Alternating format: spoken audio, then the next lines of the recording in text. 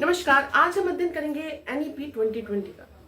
NEP 68 हो, 86 हो, 92 उसका जो क्रियान्वयन था, या 2020 जो बेस है, मतलब हमारे भारत में जो हमारे राष्ट्र में जो शिक्षा व्यवस्था है उसको किस प्रकार से और संवर्धित किया जाए, किस प्रकार से उच्चतम लक्ष्य को प्राप्त किया जाए, या किस प्रकार से हम एक श्रेष्ठ मानव को यहाँ पर श्रेष्ठ मानवता के प्रतिरूप को तैयार करेंगे अपने राष्ट्र में, उसकी यहाँ पर अवधारणा या ढांचा बनाया जाता है। लेकिन बहुत सारे जो सामान्य प्रश्न इससे बनते हैं वो बहुत सारे एग्जाम्स में आ चुके हैं, लेकिन जो विशिष्ट प्रश्न है उसकी श्रृंखला से पहले हमें इसकी भूमिका को जानना बहुत ही आवश्यक है। जब ये प्रश्न आए कि जो हमारी एनईपी है, राष्ट्रीय शिक्षा नीति है, उसकी अध्यक्षता कौन करते हैं, तो वो प्रधानमंत्री जी करते हैं। लेकिन जो कमेटी बनी थी एनईपी 2020 की, उसकी के कस्तूरी रंगन जी उसके अध्यक्ष थे। यह 29 जुलाई 2020 में इसको लागू किया गया था और इसका जो पूरा ढांचा है जिस लक्ष्य पे था, तो जो आपका सतत विकास लक्ष्य जितने थे उसके लक्ष्य संख्या 4, अगर हम उसको परिभाषित करने की कोशिश करें कि सभी के लिए समावेशी शिक्षा और समान गुणवत्ता युक्त शिक्षा सुनिश्चित करना और जीवन पर्यंत शिक्षा के अवसरों को बढ़ावा दिए जाने की यहाँ पर बात कही गई। साथ ही साथ जीडीपी पे जो खर्चा होता है एजुकेशन का 3% से बढ़ा के 6% करने की यहाँ पर बात की गई। लेकिन जो इसकी भूमिका है, अगर हम उसकी चर्चा करें तो वो कई भागों में बांटी गई है। जैसे आपकी जो स्कूल शिक्षा है, आपकी उच्चतर शिक्षा है, व्यवसायिक शिक्षा है, कला भाषा इससे संबंधित शिक्षा है, प्रौद्योगिकी शिक्षा है, प्रौढ़ शिक्षा है, तकनीकी शिक्षा है, और जो आपके ऑनलाइन सिस्टम है उसकी संबंधित जो की पॉइंट्स है, इसमें भिन्न भिन्न भागों में इसको बांटा गया है। लेकिन सबसे ज्यादा जो इसमें नई चीज जोड़ी गई, अगर हम ध्यान दें तो जैसे हम लोग का 10+2 का सिस्टम जो चल रहा था, वहां यहाँ पे उसको तोड़ दिया गया। इस सिस्टम को 5+3+3+4 इन भागों में तोड़ा गया। यदि आप सोचते हैं 5 मतलब 1 से 5 तक, तो यहाँ पर 1 से 5 नहीं। 5 में 3 साल आपके जो आंगनबाड़ी या बाल वाटिका में चलने वाली बच्चों की प्री एजुकेशन, जो आपकी प्ले एजुकेशन जैसे कि चलती है, उस टाइप की जो शिक्षा है जो बाल वाटिका में संचालित की जाएंगी, उसकी बात कही गई है। तो उसमें 3 स्टेज, फर्स्ट, सेकंड, थर्ड, और 1, 2, 5 में क्या है आपका 3 साल प्री प्राइमरी और 2 साल कक्षा 1 और 2 की बात कही गई है। इसके बाद जो 3 है, ये आपका क्लास 3, क्लास 4, क्लास 5 की बात कही गई। इसके बाद जो 3 है क्लास 6, 7, 8, और फिर जो 4 है आपका 9, 10, 11, 12 की बात की गई। अब हम चर्चा करें इसको जो नाम उन्होंने दिया, तो जो आपका 5 है ये आपका फाउंडेशनल स्टेज यहाँ पर कहा गया है। फाउंडेशनल स्टेज जो 5 ईयर है, 3 साल प्री प्राइमरी और 2 साल कक्षा 1 और 2। दूसरा आपका है प्रिपरेटिव आपका स्टेज है, वह आपका कक्षा 3, 4 और 5। फिर आपका जो है आपका मिडिल स्टेज है। मिडिल स्टेज में कक्षा 6, 7, 8, और उसके बाद आपका सेकेंडरी स्टेज है 9, 10, 11 एंड 12। अब इसके जो मुख्य बिंदु है उसकी चर्चा की जाए तो क्लास के साथ हम ईयर डिसाइड करते हैं। तो 1 में आपको पता है 6 वर्ष में आपका एडमिशन बच्चे का कक्षा 1 में होता है। तो यहाँ पे शिक्षा कब से शुरू होगी? कक्षा जो प्री प्राइमरी का जो स्टूडेंट है वो 3 साल के बच्चे का एडमिशन बाल वाटिका में या आंगनबाड़ी में कराया जाएगा। वो 3 साल वहां पे पढ़ेगा, फिर कक्षा 1 में 6 साल पे आएगा, 2 पढ़ेगा, फिर 3, 4, 5 पढ़ेगा, 6, 7, 8 पढ़ेगा, 10, 11, 9, 10, 11, 12 पढ़ेगा। तो यहाँ पे 3 वर्ष से शुरू कर दी गई है बच्चे की प्रारंभिक शिक्षा। बात की जाए इसको क्यों 3 वर्ष से शुरू किया गया है, तो यहाँ पे जो है आपका यहाँ पे माना गया है कि 65% मस्तिष्क का विकास जो होता है 6 वर्ष से पूर्व ही बच्चे का हो जाता है, और इसीलिए यहाँ पर 3 वर्ष जो आपका है 3 वर्ष से ही यहाँ पे शिक्षा शुरू कर दी गई है। अब आगे अगर चर्चा करें तो आपका यहाँ पे एक क्वेश्चन आता है कि किस कक्षा से एनसीईआरटी की बुक यहाँ पे चल रही है। तो कक्षा 1-2 में एनसीईआरटी की बुक्स आ गई हैं, जो सारंगी हिंदी की बुक है, आनंदमय गणित आपकी मैथ्स की बुक है, और मृदंग आपकी इंग्लिश की बुक है। इसके बाद यहाँ पे एक टर्म आए ECCE, इसका मतलब early childhood care and education. वो आपकी जो प्री प्राइमरी की शिक्षा है उसके लिए आया गया है, उसके लिए पोषण है। आपको भी पता होगा MDM जो बनता है, उसके साथ ही सोमवार को फल, बुधवार को दूध, और गुरुवार को कुछ मूंगफली गुड़ की चिक्की या भुना चना, ये सारी चीजें यहाँ पे पोषण की बात, साथ ही साथ टीकाकरण की बात भी यहाँ पर कही गई है। अब अगर चर्चा करें तो यहाँ पर जो पॉइंट दिए गए वो है प्रारंभिक बाल्यावस्था, मनोरंजक एवं प्रेरणादायक वातावरण का यहाँ पे निर्माण किया जाएगा। उसके बाद बात की है बुनियादी साक्षरता व संख्या ज्ञान पे बहुत ज्यादा जोर दिया जाएगा। आपको पता है निपुण असेसमेंट होते हैं, निपुण टेस्ट लिए जाते हैं, निपुण के लिए आपकी ट्रेनिंग दी जाती है, तो उसमें बच्चे को उसके निपुण लक्ष्य भी निर्धारित किए गए हैं, मतलब नेशनल लेवल पे भी, स्टेट लेवल पे भी उसको पूरा करने का भी लक्ष्य दिया गया है। तो यहाँ पे देखा जाता है कि बच्चा प्रभावपूर्ण हिंदी पढ़ ले, जो आपका पैरा पढ़े उसके आंसर्स दे दे। और अगर आप देखें तो उसमें जैसे कक्षा 1 में या बाल वाटिका में 20 तक की संख्याओं का पहचान कर ले, या 1 में वो सरल जोड़ घटाना कर ले, 2 में आपका हासिल वाला जोड़ घटाना कर ले। इस प्रकार से यहाँ पर उसके लक्ष्य दिए गए हैं। और फिर तीसरा इसका पॉइंट था ड्रॉप आउट, जो है उसको कम करना है, जो बच्चे स्कूल छोड़ के जा रहे हैं। शिक्षक जो है मिनिमम रेशियो जो 25:1 रहा, उसको ज्यादा 30:1 ही रहना चाहिए। फिर रुचिकर, एकीकृत, आनंददायी समग्र पाठ्यक्रम का यहाँ पर निर्माण करके उससे ही शिक्षा का संचालन करना चाहिए। शिक्षक प्रशिक्षण की बात कही गई है। दीक्षा ऐप हुआ, आपका ऑनलाइन ट्रेनिंग देता है, आपकी BRC जो होती हैं वो आपकी ऑफलाइन ट्रेनिंग देती है, उसकी यहाँ पर चर्चा की गई है। और पीयर, ट्यूटर और वॉलंटियर की बात की गई है, जो एक्सेस में आपके यहाँ पे अपॉइंट होंगे। इसके अलावा समता मूलक और समावेशी शिक्षा की बात की गई है, लचीलेपन की बात की गई है। यहाँ पे एक टर्म आता है CWSN, तो चाइल्ड विथ स्पेशल नीड्स, जो आपके विशिष्ट बालक हैं, आपके दिव्यांग बालक हैं, उनकी बात कही गई, उनकी शिक्षा पे जोर दिया गया। और इससे आप कह सकते हैं जो आउट ऑफ स्कूल की बात की गई, उसके लिए शारदा आपका पोर्टल है, या आपका जो दिव्यांग है उसके लिए आपका समर्थ पोर्टल है, मतलब जो दिव्यांग है उनके लिए समर्थ ऐप है, और जो आउट ऑफ स्कूल है उनके लिए शारदा ऐप है, उसकी यहाँ पर बात की गई है। सबका अपना अपना आपका फुल फॉर्म है, ये अक्सर क्वेश्चन आता है, तो आपको वो पूरा नोट आउट करके जितने भी की पॉइंट्स है उसका फुल फॉर्म एक जगह लिख लेना है। और यहाँ पर स्कूल कॉम्प्लेक्स क्लस्टर की बात की गई है। सर्व शिक्षा अभियान जो चल रहा है आपका, उसमें CRC की बात की गई है, क्लस्टर रिसोर्स आपका जो है। SMC आपको पता है, विद्यालय प्रबंध समिति यहाँ पर बनाई गई है, तो उनको PTM कराने की बात, जो बच्चों की PTM होती है वहाँ स्कूली जो आपकी प्राइमरी एजुकेशन है सरकारी, उसमें भी PTM होता है हर आपके जो एक मंथ में। और SMC की बैठक होती है प्रथम बुधवार, और जो आपकी मीटिंग्स होती हैं उनके प्रशिक्षण जो होते रहते हैं, उन सब की बात यहाँ पर कही गई है।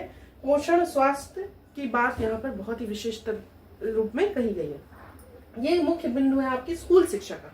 स्कूल शिक्षा अर्थात आपका 12th तक की बात यहाँ पर कही गई है, आपकी प्री प्राइमरी से लेकर 12th तक स्कूल शिक्षा में आता है। दूसरा आपका है उच्चतर शिक्षा। तो उच्चतर शिक्षा जो है वो उसमें जो नई चीजें है उसकी अगर बात करें, वैसे तो आपको पता है राष्ट्र का निर्माण, नैतिकता, चारित्रिक विकास, मानवीय मूल्य, और जो भी आपकी चीजें हैं वो सारी है बहुविषयक पाठ्यक्रम। लेकिन उसके अलावा 4 ईयर इंटीग्रेटेड बैचलर डिग्री की यहाँ बात की गई है। उसमें आप अगर चाहें तो आपको एक, उसके बाद अगर उसमें BEd का आपका पोर्शन है तो आप BA BEd कर रहे हैं, BSc BEd कर रहे हैं, तो आपको फिर 1 साल का BEd करना होगा, या फिर PhD के साथ, मतलब रिसर्च के साथ अगर ग्रेजुएशन कर रहे हैं तो फिर बाद में आपको उसमें वरीयता दी जाएगी। आपको MA करने की, MSc करने की जरूरत नहीं, आपको PhD में एलिजिबल मान लिया जाएगा। MPhil को यहाँ पे मान्यता इसकी रद्द की गई है। संस्थान का पुनर्गठन, समेकन की बात की गई है। बहुविषयक एवं समग्र शिक्षा की बात की गई है। भौगोलिकरण की बात की गई है। अनुकूलतम वातावरण की बात कही है, मतलब आप ऐसे अनुकूलित करिए, मतलब जिसमें एक बेहतर शिक्षा के जो परिवेश है उसमें छात्र आनंददायक प्रेरणादायक परिवेश में वह ज्ञान अर्जित कर सके। छात्र सहयोग, संवैधानिक मूल्य आपका, इसके अलावा प्रेरित, सक्षम, सक्रिय, नैतिक, समता, समावेशन, स्थानीय परिवेश से जोड़कर शिक्षा, और इसमें शिक्षक शिक्षा और व्यावसायिक शिक्षा की भी बात कही गई है। जैसे ग्रेजुएशन में ही आप उसमें 4 ईयर इंटीग्रेटेड है तो उसी के साथ ले रहे हैं जो डिग्री है। क्रेडिट्स की बात की गई, क्रेडिट आपको मिलेगा, किस कोर्स का कितना क्रेडिट वो आपका ऐड हो जाएगा आगे, उसकी बात कही गई है। NRF जो नेशनल रिसर्च फाउंडेशन है उसके पुनर्गठन की बात की गई है। प्रशासनिक नियामक की बात की गई है। इसके अलावा NTA जो है यूनिवर्सिटीज के भी जो एंट्रेंस लगी इसकी बात कही गई है। विनिमय, मान्यता, वित्त पोषण, शैक्षिक मानक और निर्धारण, इन सब के लिए जो कमिटीज का पुनर्गठन करना, उसके मूल्य और जो आपके मानक है उनका निर्धारण करने की बात की गई है। सत्ता का विकेंद्रण, मतलब जो आपकी जो पावर्स को क्या करना है, डिस्ट्रीब्यूट करना है। उसके अलावा जांच, संतुलन, हमेशा असेसमेंट करते रहना, संस्था का भी। इसके अलावा HEGC की बात की गई है, हायर एजुकेशन ग्रांट कमीशन, यहाँ पर इसका फुल फॉर्म है। अब आते हैं व्यवसायिक शिक्षा। तो व्यवसायिक शिक्षा जहां तक मैं आपको बताऊं कक्षा 6 से बात की गई है। कोडिंग और अनुभवात्मक शिक्षण की बात शुरू कर दी जानी चाहिए, ये मुख्य बिंदु है। लेकिन यहाँ पे आप फ्री हैं, बिल्कुल लचीलापन है, जिसका जो मन है वो पढ़े। अब आप सोचिए कि 12th में पहले साइंस का बच्चा साइंस पढ़ता था तो फिजिक्स केमिस्ट्री के साथ मैथ, फिजिक्स केमिस्ट्री के साथ बायो लेता था। अब क्या है, अब फिजिक्स के साथ हिस्ट्री, ज्योग्राफी, आपकी कुछ कैटेगरीज बनी है, एकदम फ्रीडम है उसमें, आपस में जो तालमेल बनाकर लचीलेपन के साथ बच्चे की रुचि के अनुसार, उसकी मान्यताओं के अनुसार, उसके आनंद के अनुसार आपको वहां पे फ्रीडम दे देना है कि कोई भी बच्चा कुछ भी पढ़ सकता है। तो उसी के साथ जीवन कौशल, जैसा कि आप जानते हैं जीवन कौशल में बहुत व्यापक चीजें हैं। तो जीवन कौशल यहाँ पे व्यावसायिक शिक्षा में लाना, सतत व्यावसायिक शिक्षा CPD की यहाँ पर बात की गई है। प्रत्येक वर्ष इसको 50 घंटे आपको संचालित करना होता है। LMS लर्निंग मैनेजमेंट सिस्टम को क्रिएट करने की बात की गई है यहाँ पर। अब आते हैं प्रौढ़ शिक्षा। तो प्रौढ़ शिक्षा के लिए नामांकित करना, जो छूटे हुए हैं, जो जिनकी साक्षरता कम है, फिर उनके लिए स्पेशल क्लासेस, और फिर उनका मूल्यांकन करना, एग्जाम लेना, संडे को एग्जाम भी होता है उनका। तो वो सारी चीजें हैं। तो जीवन पर्यंत शिक्षा, चरित्र निर्माण, समग्र विकास और 21वीं सदी के उद्देश्यों को पूर्ति के लिए समस्त जो आपके छात्र हैं, चाहे वो छोटा हो चाहे बड़ा हो, छूटा हुआ हो या पढ़ रहा हो, सबके लिए ये सारी नियम लागू होते हैं। अब हम बात करते हैं भाषा, कला और संस्कृति। तो इसमें भाषा की बात जो त्रिभाषा सूत्र आपका पूर्व में है वही है, जिसमें 2 भाषाएं भारतीय होनी चाहिए। लेकिन यहाँ पे बिल्कुल छूट है, आपकी इच्छा है, आप कोई भी भाषा वहाँ पे पिक कर सकते हैं। उसी के साथ साथ बहुभाषा की भी बात की गई है। यहाँ पे एक जो नया टर्म आया है भारतीय साइन लैंग्वेज, इसकी भी बात की गई है यहाँ पे। इसके अलावा मातृभाषा में शिक्षा 5 तक तो थी, आगे भी वो चाहे तो ले सकता है। और बहुभाषिक में पाली, फारसी, प्राकृत भाषा का भी यहाँ पर चर्चा इनकी की गई है।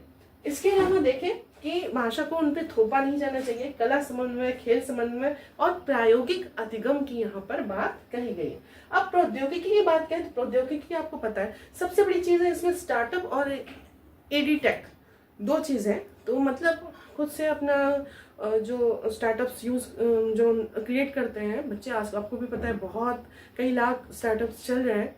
तो उसमें वो वित्त पोषण, उनको मतलब प्रोत्साहन देना, साथ साथ जो छात्र अच्छा कर रहे हैं उनको भी प्रोत्साहन देना, स्कॉलरशिप विभिन्न प्रकार की, और भी मानसिक और भावनात्मक उनको संबल देना, इसकी बात यहाँ पर कही गई है। और भारतीयता की जड़ से और उसके गौरव से जुड़े हुए कार्यों पर विशेष बल दिया गया है। और इसमें जो है कोडिंग, आपको पता ही है कोडिंग, और वो जो एक क्वेश्चन आता है तो वो 6 से स्टार्ट करने की बात है। मतलब आप पहले से ही उसको क्या कर दीजिए, एकदम प्रौद्योगिकी से जोड़ते हुए चलिए, और बच्चे का एकदम सर्वांगीण विकास का प्रत्येक उच्चतम लक्ष्य को प्राप्त करने के लिए आप हमेशा प्रयासरत रहिए। यही NEP 2020 का मुख्य सिद्धांत है।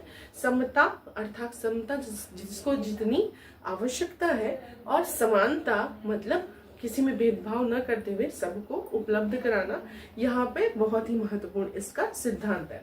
अब बात करते हैं ऑनलाइन और डिजिटल शिक्षा की। तो वो तो आपको पता ही है, बहुत सारी चीजें चल रही हैं। स्वयं है, स्वयं प्रभा है, ऑनलाइन जो कोर्सेज चल रहे हैं।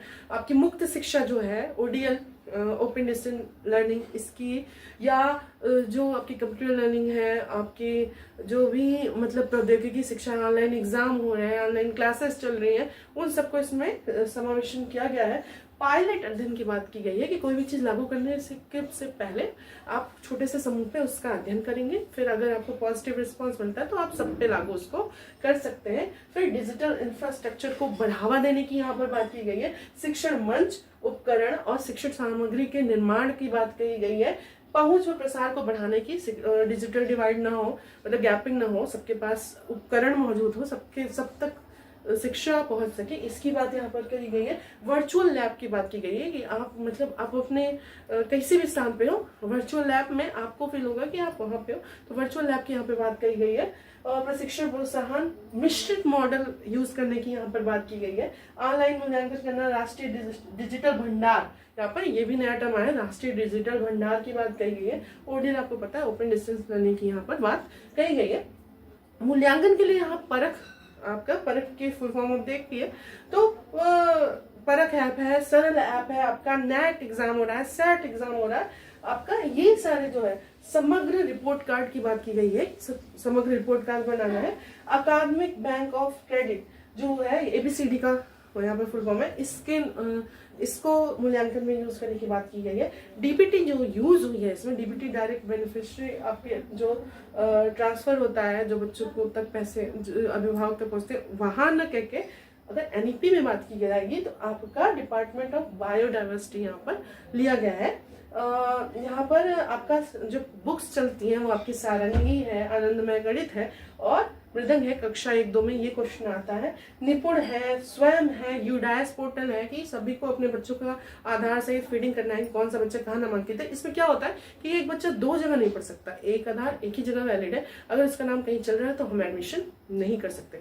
इससे जो फर्जीवाड़ा चल रहा है उसको बंद करने की बात यहाँ पर कह सकते हैं, बहुत ही व्यापक पोर्टल है। तो ये सारी चीजें निपुण जो आपका ट्रेनिंग हो या असेसमेंट हो, national initiative for proficiency in reading with understanding and आपका न्यूमेरेसी, ये आपका जो चल रहा है जितनी भी चीजें हैं, तो यहाँ पे एनईपी 2020 में इसको मुख्य रूप से इसको रखा गया है। हाँ, जितनी भी नई चीजें हैं वो आपको ज्यादा ध्यान देनी, बाकी पूर्व में इसके मूल्य, भारतीय, ध्यान रखिएगा, भारतीय विचार परंपरा से जोड़ने की बात की गई है। वारामिहिर हो, आपके आर्यभट्ट हो, आपके जितने भी आपके भारतीय दार्शनिक, गणितज्ञ, वैज्ञानिक, यहाँ पे विशिष्ट रूप से उनका नाम लिया गया है। नागार्जुन हुए, तो यहाँ पे उनके ज्ञान का जो निचोड़ है उसको अपनी शिक्षा में, अपनी राष्ट्रीय शिक्षा प्रणाली में आपको समावेशित करना है और एक उच्चतम लक्ष्य प्राप्त करना है, एक उत्कृष्ट मानव का यहाँ पर निर्माण करना है जो सभी के लिए सोचे। तो अगर यहाँ पे एक वाक्य आता है, यहाँ पर बोला गया है शिक्षा एक सार्वजनिक सेवा है, पूछेगा कौन सी एनईपी में कहा गया है, तो शिक्षा एक सार्वजनिक सेवा का यहाँ पर मेंशन किया गया है कि शिक्षा एक सार्वजनिक सेवा है। और कुल मिला जुला के जो चारित्रिक और मानवीय मूल्य हैं उनको ध्यान में रखते हुए सभी स्तर की शिक्षा की यहाँ पर बात की गई है। नए नए टर्म्स इसमें इंक्लूड किए गए हैं। आपको ध्यान ये देना है कि इसमें जो फुल फॉर्म है उससे संबंधित अलग से आपको वीडियो मिल जाएगा, तो उसमें ये पूछता है जैसे परख का, निपुण का, सरल का, ओडीएल का, बहुत सारे, इसमें कम से कम मुझे लगता है कि मैक्सिमम जो वहाँ पे 100+ आपको की पॉइंट्स आपको मिल जाएंगे और जो उसमें मुख्य बिंदु है उनको हमको ध्यान में रखने की आवश्यकता है। बाकी ये बेस है एनईपी का। अब नेक्स्ट वीडियो में हम चर्चा करेंगे जो विशिष्ट प्रश्न यहाँ से उठते हैं उसकी, और किस प्रकार से हमको किस प्रश्न को यहाँ पर सॉल्व करना है, आगे हम इसकी चर्चा करेंगे। धन्यवाद।